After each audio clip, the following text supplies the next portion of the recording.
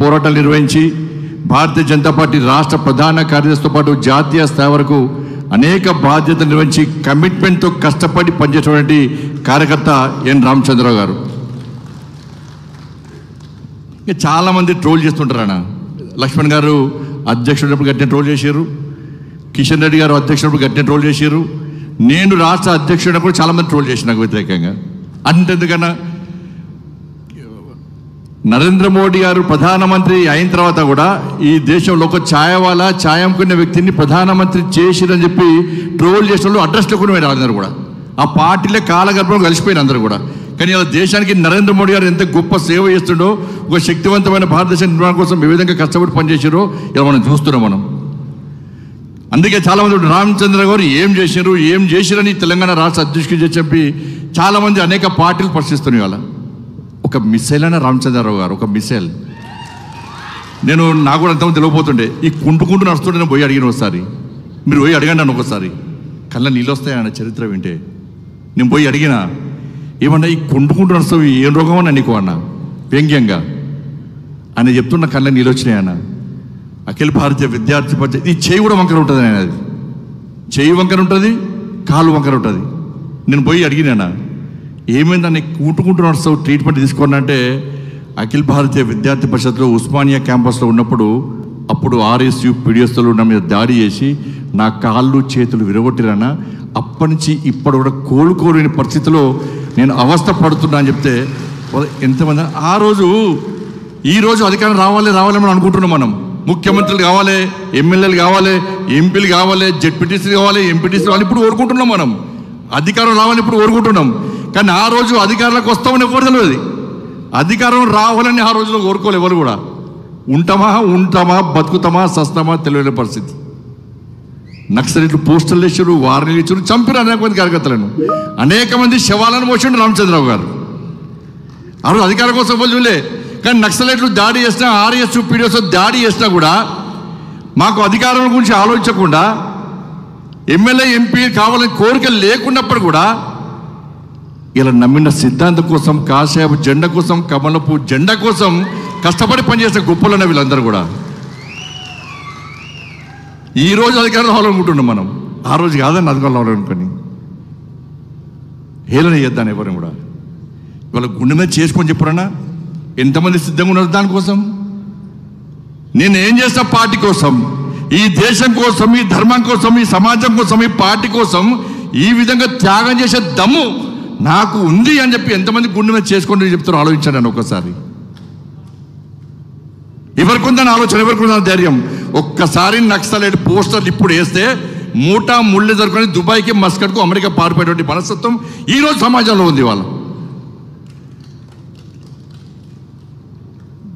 కాబట్టి కమిట్మెంట్తో పనిచేసే వాళ్ళకు పార్టీ గుర్తింపు అనే విషయాన్ని మరొకసారి ఇలా జాతీయ నాయకత్వం గుర్తు చేసింది.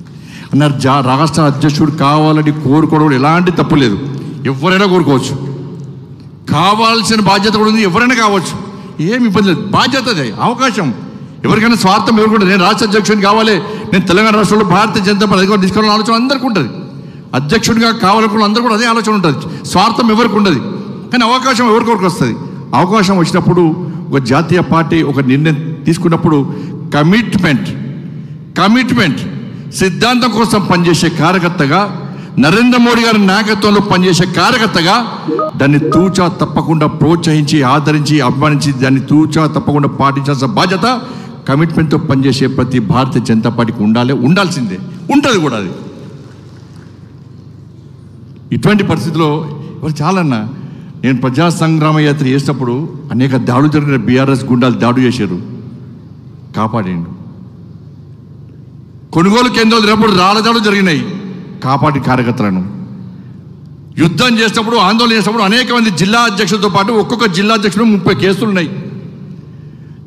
కార్యకర్తల మీద కేసులు ఉన్నాయి. కేసులప్పుడు అనేక మంది హైకోర్టులో బెయిల్ ఇచ్చి కాపాడిన రామచంద్ర గారు ఒక్క రూపాయి తీసుకోలే. రామచంద్ర గారు సుప్రీంకోర్టు, హైకోర్టులో ప్రాక్టీస్ చేసుకుంటే రోజు ₹1,00,000 సంపాదించుకోవచ్చు. అనేక మంది కార్యకర్తలను కాపాడినటువంటి మనస్తత్వం వారు. చివరకు నన్నూరు బీఆర్ఎస్ పార్టీ జైలుకు అంతా కూడా నాకు హైకోర్టు కరీంనగర్ జిల్లాలో బెయిల్ రాకుంటే హైకోర్టు ద్వారా బెయిల్ ఇప్పించి నన్ను బయటకు వచ్చిన వ్యక్తి రామచంద్రరావు గారు అన్న. ఇటువంటి ఆలోచనతో ముందుకు సాగేటువంటి కార్యకర్తలకు ఎప్పుడు ప్రోత్సాహం ఉంటుంది.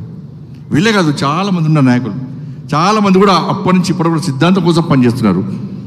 అనేక ఒడిదుడులు ఎదుర్కొని ప్రాణాలు పోతే అని తెలిసి కూడా ఈ నమ్మిన సిద్ధాంతం కోసం పనిచేస్తున్నటువంటి కమిట్మెంట్ గల కార్యకర్తల నాయకులు ఇవాళ వేదిక మీద ఉన్నారు, వేదిక కింద కూడా ఉన్నారు. ఇటువంటి నాయకులను కూడా ప్రోత్సహించాలి, అందరినీ ప్రోత్సహించాలి. పార్టీలో చేరినప్పుడు కూడా సిద్ధాంతాన్ని నమ్ముకొని మనం ముందుకోవాల్సిన అవసరం ఉంది. ఇటువంటి పరిస్థితుల్లో మనం అందరం కూడా గ్రామ స్థాయిలో కార్యకర్తలందరూ కూడా వాస్తవ విషయాలను గ్రహించి మనం జాతీయ నాయకత్వం తీసుకున్న నిర్ణయాన్ని కమిట్మెంట్తో కష్టపడి మన లక్ష్యం ఈ తెలంగాణ రాష్ట్రంలో మోడీ రాజ్యం, రామరాజ్యం రావాల్సిందే, గొల్లకొండ కిల్ల మీద కాసేపు జెండా ఎగరాల్సిందే.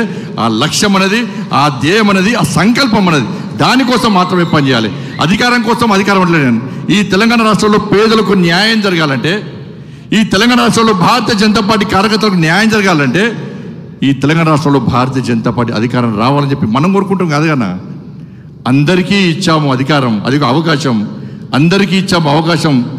ఇలా బీజేపీకి ఇద్దాం అధికారం అని చెప్పి మనం కాదు, ఇలా సామాన్య ప్రజలు కూడా ఇలా తెలంగాణ రాష్ట్రంలో ఆలోచిస్తున్నారు. ఏ గల్లీకి పోయినా, ఏ వ్యక్తిని కలిసి అయిపోయిందన్నా ఈసారి బీజేపీ అధికారంలో వస్తుందన్న, అయిపోయిందన్న. Congress out, BJP out, BRS out, ఈసారి బీజేపీ పక్కా అధికారంకి వస్తుందన్న, మేము బీజేపీకి ఓటేయడానికి సిద్ధంగా ఉన్నామని చెప్పి ఇలా సామాన్య ఏమో రాజకీయాల పట్ల అవగాహన లేని వ్యక్తులని కూడా ఈసారి బీజేపీ పక్కా ఇస్తామన్న ఓటు అంటున్నారు. ఉందా లేదా ఒక్కసారి ఆలోచించండి. వాళ్ళు ఆ వాతావరణాన్ని కాపాడుకోవాలి మనం. తప్పుడు ప్రచారం కాంగ్రెస్ బీసీ అంటే అన్న, ఈ దేశానికి ప్రధానమంత్రిని బీసీని చేసే ఘనత భారతీయ జనతా పార్టీది. కాంగ్రెస్ పార్టీకి చేసే దమ్ముంది అని అడుగుతున్నాను నేను ఇవాళ. అరే దేశానికి ఒక ట్రైబల్కి సంబంధించినటువంటి ఒక మహిళను రాష్ట్రపతి ద్రౌపది ముర్ముని రాష్ట్రపతి చేసే ఘనత భారతీయ జనతా పార్టీది. ఒక దళిత వర్గానికి సంబంధించినటువంటి రామ్నాథ్ కోవింద్ను ఇవాళ రాష్ట్రపతి చేసిన ఘనత భారతీయ జనతా పార్టీది. ఇవాళ తెలంగాణ రాష్ట్రంలో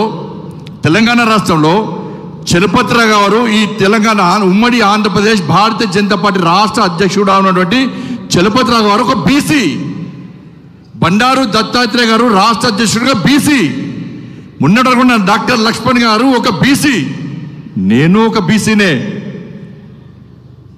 ఇలా బీసీలను విస్మరించడం చెప్తున్న కాంగ్రెస్ పార్టీ ఎంతమంది బీసీలు చేసింది? ఈ దేశానికి బీసీ ప్రధానమంత్రి చేసే దమ్ము ఇలా కాంగ్రెస్ పార్టీకి ఉందా? ఇవాళ దళితుని ముఖ్యమంత్రి చేస్తా, కాలు నరుక్కుంటా, మూతి నరుక్కుంటా, ముక్కు నరుక్కుంటా అన్నటువంటి కేసీఆర్ ఇవాళ అధికారంలోకి వచ్చిన తర్వాత దళితుని ముఖ్యమంత్రి చేసిండా? దళితుల్లో ముఖ్యమంత్రి అయ్యే అర్హత లేదా అని చెప్పి ఇలా బీఆర్ఎస్ పార్టీ సమాధానం చెప్పాల్సిన అవసరం ఉంది. దళితులు ముఖ్యమంత్రి చేస్తారని మోసం చేసే పార్టీ బీఆర్ఎస్ పార్టీ. చెప్తే సవాల్ చేస్తున్న బీఆర్ఎస్ పార్టీకి, మీరు అధికారంలోకి వస్తే ఎస్ మా నరేంద్ర మోడీ గారు తెలంగాణ రాష్ట్రానికి వచ్చి తెలంగాణ గడ్డ మీదకి అనౌన్స్ చేసిపోయాడు, భారతీయ జనతా పార్టీ తెలంగాణ రాష్ట్రంలో అధికారంలోకి వస్తే ఒక బీసీని ముఖ్యమంత్రి చేస్తామని చెప్పి ధైర్యంగా ప్రకటించిన పార్టీ భారతీయ జనతా పార్టీ. ఇలా నేను సవాల్ చేస్తున్నా బీఆర్ఎస్ పార్టీని.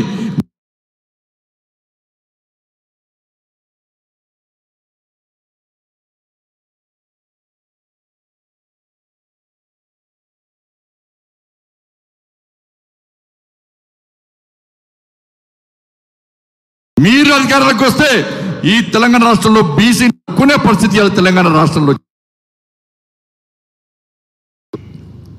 ఇలా 12 లక్షల కోట్ల రూపాయలను ఈ తెలంగాణ రాష్ట్రానికి 11 సంవత్సరాల కాలం ఇచ్చిన ఏకైక ప్రభుత్వం నరేంద్ర మోడీ గారి ప్రభుత్వం అన్న విషయాన్ని గుర్తుంచుకోవాల్సిన అవసరం ఉంది. ఇలా బీఆర్ఎస్ పార్టీ హయాంలో మొత్తం స్కామ్లే. నిన్నగాక మొన్న అమిత్ షా గారు నిజామాబాద్ ఇందూరుకు వచ్చి ఇలా కాళేశ్వరం ఏటీఎంగా మార్చుకొని కేసీఆర్ కుటుంబం ఏ విధంగా దోసుకుందో స్పష్టం చేశారు. ఫోన్ ట్యాపింగ్ అన్ని కేసులు ఉన్నాయి, కానీ ఏ ఒక్క కేసులో కనీసం కేసీఆర్ కుటుంబాన్ని టచ్ చేసి అరెస్ట్ చేసే సాహసం ఇలా కాంగ్రెస్ పార్టీ చేస్తలేదంటే ఈ రెండు పార్టీల లోపల అండర్స్టాండింగ్ లోపాయకార ఒప్పందం కుదిరింది. నువ్వు కొట్టినట్టు అయ్యి నన్ను ఏడ్చినట్టు చేస్తా, మనం కలిసి మీరు దోసుకున్నారు, ఇప్పుడు మేము దోసుకుంటాం, మీ మీద కేసులున్నాయి, మా మీద కేసులు వద్దని చెప్పి అలా అండర్స్టాండింగ్ లోపాయకార ఒప్పందం కూర్చుకొని ముందుకు సాగుతున్న సందర్భాన్ని ఇవాళ తెలంగాణ సమాజం గుర్తించింది, గ్రహించింది, గమనిస్తుంది కూడా. ఫోన్ ట్యాపింగ్ కేసులో ఏం లేదు, కాళేశ్వరం కేసులో ఏం లేదు, డ్రగ్స్ కేసులో ఏం లేదు, పేపర్ లీకేజ్ కేసులో ఏం లేదు, విద్యుత్ కొనుగోలు కేసులో ఏం లేదు, ఫామ్ హౌస్ కేసులో ఏం లేదు, గొర్రెల స్కామ్లో ఏం లేదు, చేపల స్కామ్లో ఏం చర్యలు లేవు. ఎందుకంటే ఇద్దరి మధ్య లోపాకార ఒప్పందం. ఇవాళ ఇప్పటికే భారతీయ జనతా పార్టీ ప్రభుత్వం తెలంగాణ రాష్ట్రంలో ఏర్పడి ఉంటే ఇలా కేసీఆర్ కుటుంబంలో ఎవ్వరు కూడా బయట ఉండేది కాదు, అందరు లోపల కటకట లోపడేటువంటి సాహసం భారతీయ జనతా పార్టీ చేస్తుండే. అరే ఫోన్ ట్యాపింగ్ కేసు భార్యాభర్తల ఫోన్లు విన్నారు, అందరు చెప్తున్నారు, అందరున్నారు, జడ్జిల ఫోన్ విన్నారు. సిబిఐకి ఏమని చెప్పి కిషన్ రెడ్డి గారి నాయకత్వంలో మనం డిమాండ్ చేస్తే ఇలా రేవంత్ రెడ్డి సర్కార్ ఇలా సిబిఐకి ఇవ్వడానికి వెనుకడుగేస్తుంది. ఎందుకంటే సిబిఐకి ఇస్తే వాస్తవాలు బయటకు వస్తాయి, మా అనుచరులైనా మమ్మల్ని కాపాడుతున్న బీఆర్ఎస్ పార్టీలు కేసీఆర్ కుటుంబం లోపలికి పోతుందని చెప్పి భయం, ఆందోళన రేవంత్ రెడ్డి సర్కార్ లోపల, రేవంత్ రెడ్డి లోపల. ఇవాళ వాళ్ళ పరిస్థితి అయితే వాళ్ళ 6 గ్యారెంటీ నుంచి ప్రజల దృష్టి మళ్లించడానికి ఇలా కాంగ్రెస్ పార్టీ ప్రభుత్వం దీన్ని ఒక జగన్నాటకంగా మార్చి మన దృష్టి మళ్లించే ప్రయత్నిస్తున్నారు. 2500 రూపాయలు ఇస్తున్నారు, 4 420 హామీలు ఇచ్చారు, 6 గ్యారెంటీ ఇచ్చారు, ప్రజలను నమ్మించి మోసం చేశారు. 2500 రూపాయలు ఇస్తున్నారు, అది పోయింది. 4000 రూపాయలు 2500 రూపాయలు మహిళలకు ఇస్తున్నారు ఇవ్వలే, 4000 రూపాయలు ఆసరా పెన్షన్ ఇస్తారని ఇవ్వలే, నిరుద్యోగ వృత్తి 4000 ఇస్తున్నారు ఇవ్వలే, రైతు భరోసా ఇస్తా అని చెప్పి సంవత్సరాన్ని రెగ్గొట్టారు. ఇంకొక రైతుకు 21,000 రూపాయలు ఎకరానికి బాకీ ఉన్నారు, అది ఇస్తలేరు. 14 పంటలకు బోనస్ ఇస్తా అని చెప్పి 2 పంటలు 3 పంటలకు ఇస్తున్నారు. నిరుద్యోగ వృత్తి ఇస్తున్నారు, అది ఇవ్వలే. మహిళలకు తులం బంగారం ఇస్తున్నారు, అది ఇవ్వలే. రైతు బీమా చేస్తున్నారు, అది చేయలే. ఇట్లా ఏమి చేయకుండా ఇవాళ మోసం చేసి ఏ విధంగా మభ్యపెట్టి ఈ తెలంగాణ రాష్ట్రంలో అవినీతి ప్రభుత్వం కొనసాగుతుందో అన్ని వాస్తవాలు మీరు ఆలోచించాల్సిన అవసరం ఉంది. కాబట్టి దయచేసి మళ్ళీ చెప్తున్నా, అందరం కష్టపడి పనిచేస్తే, అందరం కమిట్మెంట్తో పనిచేస్తే, అందరం కసితో పనిచేస్తే, అందరం ఒక సంకల్పం తీసుకొని పనిచేస్తే ఇవాళ ఈ దేశంలో భారతీయ జనతా పార్టీ 2 మంత్రులు ఉన్నటువంటి 2 ఎంపీలు ఉన్నటువంటి భారతీయ జనతా పార్టీ ప్రభుత్వం ఇవాళ దేశంలో ఏ విధంగా అధికారానికి వచ్చిందో ఇక్కడ 8 మంది శాసన సభ్యులు ఈ తెలంగాణ రాష్ట్రంలో భారతీయ జనతా పార్టీ ప్రభుత్వం వచ్చే ఎన్నికల్లో ఇవాళ 119కి 100 సీట్లు సాధించి ఈ తెలంగాణ రాష్ట్రంలో అధికారం రావడం ఖాయం, వచ్చి తీరుతుందనేటువంటి విశ్వాసంతో మనందరం ముందుకు సాగాల్సిన అవసరం ఉంది. అందుకే మీ అందరికీ విజ్ఞప్తి చేస్తున్నా, ఏమొద్దనా అందరు కలిసి ఉండడం ముఖ్యం. ఈయన ఈ గ్రూపు, ఆయన ఆ గ్రూపు, ఈయన అడ్జస్ట్ ఏం లేదు. అందరం నరేంద్ర మోడీ గారి బ్యాచ్. నాది ఏ బ్యాచ్ కాదు, మనది ఏ బ్యాచ్ కాదు, ఒక టీం అన్నది, ఇండియా టీం అన్నది. మన టీంకి నాయకుడు, ఏకైక నాయకుడు నరేంద్ర మోడీ గారు, మన కెప్టెన్. ఆయన నాయకత్వంలో ఈ కమలపు జెండా కింద, ఈ కాషాయపు జెండా నీడలో ఇవాళ ఈ తెలంగాణ రాష్ట్రంలో రామరాజ్యాన్ని స్థాపించాల్సిన అవసరం ఉంది, రామరాజ్యాన్ని నిర్మించాల్సిన అవసరం ఉంది. కాబట్టి ఆ దిశగా అందరం పనిచేయాల్సిన అవసరం ఉంది. స్థానిక ఎన్నికల్లో కానీ ఇవాళ జుబ్లీస్ ఎన్నికలు వచ్చినాయి. ఇవాళ జుబ్లీస్ ఎన్నిక శాసన మండలి ఎన్నికలు జరిగినాయి కరీంనగర్లో, కరీంనగర్, నిజామాబాద్, ఆదిలాబాద్, మెదక్. ఇవాళ కిషన్ రెడ్డి గారు మేము అందరం కష్టపడి పనిచేసి మీరు అందరూ అనుకుంటున్నారు. కానీ గ్రౌండ్కు ప్రిపేర్ చేసిన వ్యక్తి రామచంద్రరావు గారు. ఈ గ్రౌండ్ ప్రిపేర్ చేసిన వ్యక్తి రామచంద్రరావు. ఇంతకుముందు డీకేఆర్ చెప్పినట్టు మా పాలమూరు శాసన మండలి ఎన్నికలు కూడా గ్రౌండ్ ప్రిపేర్ చేసింది రామచంద్రరావు గారు.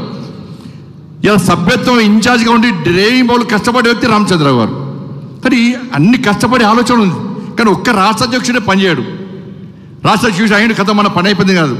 ఆ రాష్ట్ర అధ్యక్షుడి నేతృత్వంలో మనందరం కూడా కష్టపడి పనిచేయాల్సిన అవసరం ఉంది. కాబట్టి ఇవాళ నిజమైనటువంటి కార్యకర్తలుగా మనందరం కూడా గ్రామ స్థాయి వరకు ఈ సందేశం పోవాల్సిన అవసరం ఉంది, ఈ సమాచారం పోవాల్సిన అవసరం ఉంది, ఒక మంచి సంకేతాలు ఇలా గ్రౌండ్ స్థాయి చివరి వరకు కూడా పోవాల్సిన అవసరం ఉంది. కాబట్టి ఈ తెలంగాణ రాష్ట్రంలో ఎన్ రామచంద్ర గారి నేతృత్వంలో ప్రతి భారతీయ జనతా పార్టీ కార్యకర్త బీఆర్ఎస్ కాంగ్రెస్ ట్రాప్లో దయచేసి పడకండి.